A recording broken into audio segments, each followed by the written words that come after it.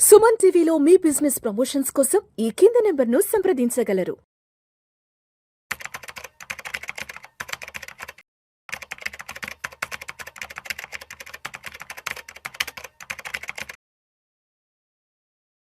Welcome to Vishnu talks. నేను Vishnu.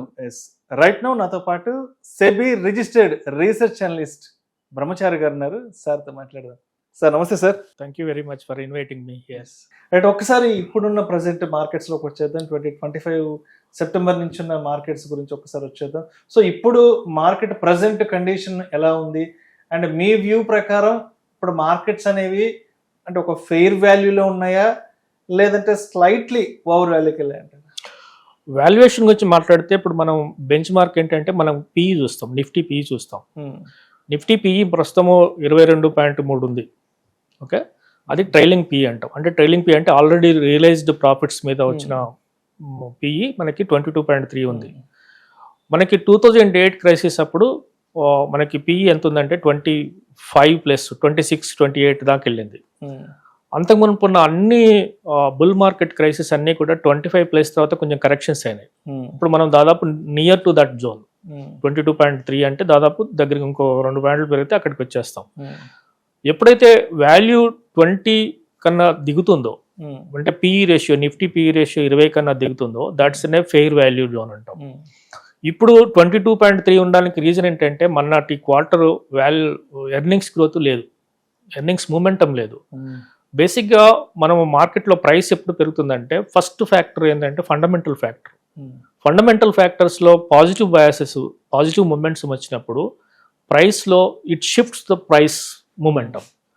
Price ఎప్పుడైతే move అవుతుంటుందో it also transfers in to the demand and supply. When demand and supply comes, when demand is more than the supply, then price changes. Then we react as a human, we react psychologically to that price. We buy more, we book some profit, some kind of human response వస్తుంది. So this is the process అనమాట. ఈ ప్రాసెస్లో మనకి value ఎక్కడ ఉంది అనేది చూసుకుంటే కనుక మనకి నిఫ్టీ బెంచ్ మార్క్ పిఈ ప్రస్తుతానికి కొంత రీజనబుల్ లెవెల్ కన్నా కొంచెం ఎక్కువగా ఉంది. హై వాల్యుయేషన్ కాదు. బట్ ఇంకోటి ఏంటంటే మనకి next quarter results, that means September quarter కాకుండా అక్టోబర్, నవంబర్, డిసెంబర్ 3 నెలల కాలంలో వచ్చే రిజల్ట్స్, అంటే డిసెంబర్ ఎండ్ క్వార్టర్ అంటే Q3 రిజల్ట్స్ మనకి చాలా పాజిటివ్గా ఉన్న బుల్లిష్గా ఉంటాయని అనుకుంటున్నాం. రెండోది ఇప్పుడు మార్కెట్ కండిషన్ అన్నారు. మార్కెట్ కండిషన్ నెక్స్ట్ 2-3 మంత్స్ మనకి కొంచెము కన్సాలిడేషన్ ఫేజ్లోనూ రేంజ్ బౌండ్గా ఉంటుంది. ఎందుకు చెప్తున్నానంటే హిస్టారికల్గా మనకి కరెక్షన్స్ ఎప్పుడు కూడా కొన్ని కరెక్షన్స్ 13 మంత్స్లో కంప్లీట్ అవుతాయి, కొన్ని 8 మంత్స్లో కంప్లీట్ అవుతాయి. 2 సందర్భాల్లో మాత్రం 21 మంత్స్లో కన్సాలిడేట్ అయినాయి. అవి 1992 అండ్ 2008 క్రైసిస్లో మాత్రమే it went behind almost 20 months. ఇప్పుడు మొన్న 8 మంత్ మనకి సెప్టెంబర్లో టాప్ అయిన తర్వాత అక్టోబర్ నుంచి ఇప్పటి వరకు మనం సెప్టెంబర్ వరకు మనము 12 నెలలు అయింది.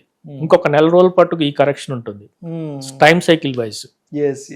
ఓకే, సో ఈ అక్టోబర్ మంత్ తర్వాత 2 రీజన్స్ బుల్లిష్గా ఉండడానికి కారణం చెప్తాను. జిఎస్టీ ఎప్పుడైతే తగ్గించారో డిమాండ్ పుష్ జరుగుతుందని ఒక ఎక్స్పెక్టేషన్స్.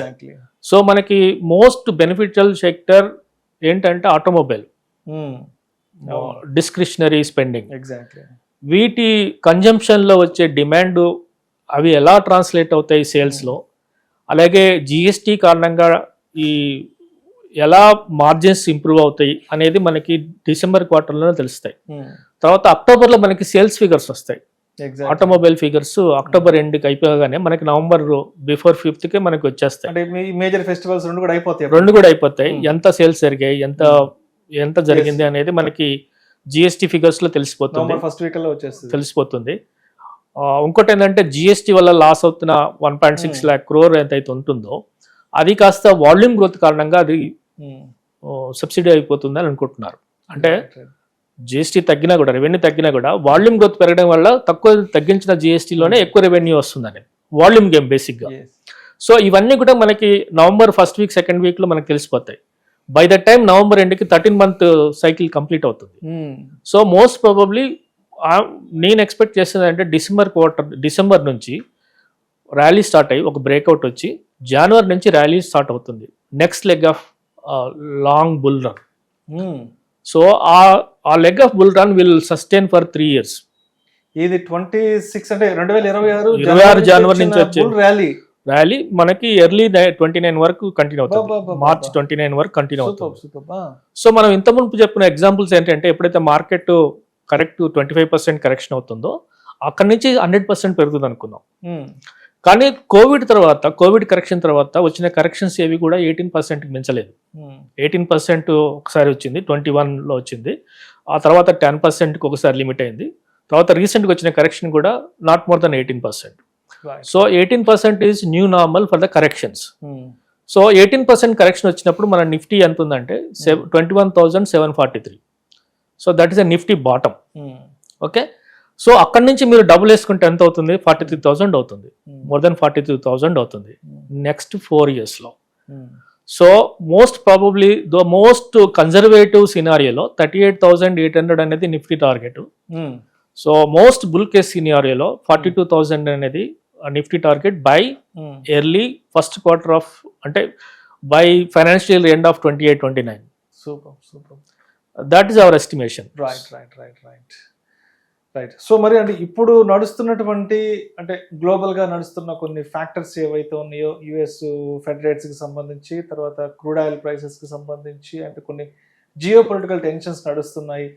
అండ్ ఇప్పటికిప్పుడు డొనాల్డ్ ట్రంప్ కూడా H1B వీసాలకు సంబంధించి ఆయన చేసిన అనౌన్స్మెంట్స్ అంతా కూడా, సో అంటే ఇవన్నీ కూడా మార్కెట్ ని ఎంతవరకు ఇంపాక్ట్ చేస్తాయంటారు ప్రజెంట్ ఇప్పుడు నడుస్తున్న ఈ వార్తలంతా కూడా?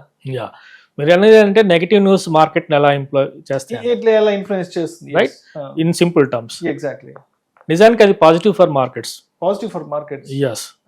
రీసెంట్ ఎగ్జాంపుల్ మీకు I think on April 7th Trump has announced tariffs కదా. సో మార్కెట్ ఎగ్జాక్ట్ గా ఆ రోజు బాటమ్ అయింది, అవునా? అవును కదా. So on negative news it made a bottom and rallied. On 24th March 2020 COVID lockdown announce అయింది. Exactly on that day market was bottomed out. 22nd March 2020లో. యా. తర్వాత మీకు ఇలాంటి ఎగ్జాంపుల్ చాలా చెప్పొచ్చు. Negative news even Pahalgam attack తర్వాత, even operation Sindoor తర్వాత, even మీకు అంతకంటే ముందు ఏంటి మన ఒక అటాక్, అదేంటి పహల్గామ్ కంటే ముందు ఒకటి పుల్వామా, అది చాలా ఎర్లీ. అప్పుడు కూడా మార్కెట్ వాజ్ మేడ్ లో. సో మనకి జియో పొలిటికల్ టెన్షన్స్ లేకుండా ఎప్పుడు లేవు. ఇప్పుడు 90s లో మీరు చూస్తే కోల్డ్ వార్ తో పాటు ఇరాన్ ఇరాక్ వార్ ఉంటుంది, ఆ తర్వాత ఇండియా పాకిస్తాన్ వార్, ఎప్పుడు టెన్షన్స్ ఉంటాయి. జియో పొలిటికల్ టెన్షన్స్ లేకుండా మనం వాళ్ళు ఎప్పుడు చూడలేము. ఓకే, అది ఇగ్నోర్ చేయండి ఫస్ట్ థింగ్. సెకండ్ థింగ్, మీరు అన్నారు ట్రంప్ టారిఫ్స్ అన్నారు.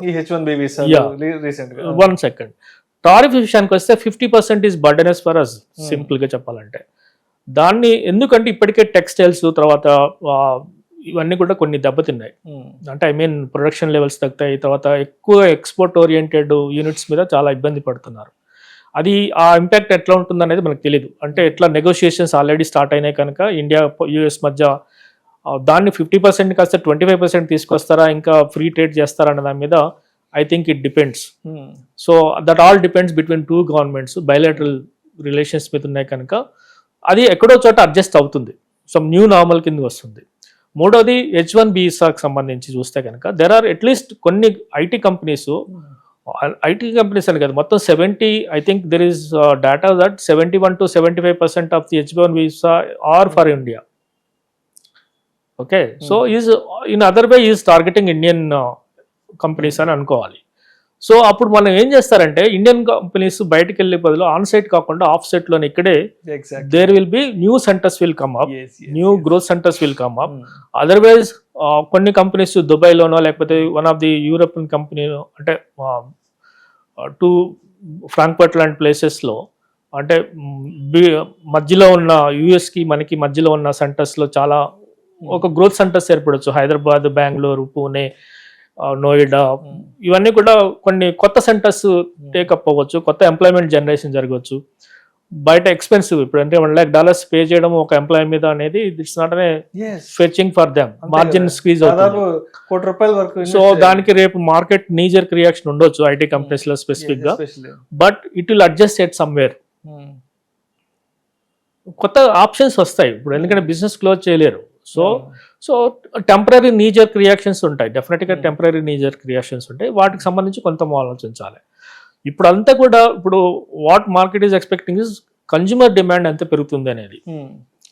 ఈ మనకి అది అక్టోబర్ దాటితే తప్ప అది మనకి తెలియదు. So let us wait for October, end of the October తర్వాత నవంబర్ ఫస్ట్ వీక్ లో మనకి కొన్ని క్లూస్ వస్తాయి. ఆ క్లూస్ లో మీరు ఇంతకుముందు అన్నట్టుగా టారిఫ్ సంబంధించి నెగోషియేషన్స్ ఎంతవరకు ప్రోగ్రెస్ అయినాయి, తర్వాత డిమాండ్ పుష్ కోసం జిఎస్టీ తగ్గిస్తే దాని ఫలితం ఎలా ఉంది, తర్వాత ఆల్టర్నేటివ్స్ ఏం చూస్తున్నారు ఈ ఎక్స్పోర్ట్ ఓరియంటెడ్ వాళ్ళు, ఇవన్నీ కూడా మనకి నవంబర్లో తెలిసిపోతాయి. రైట్.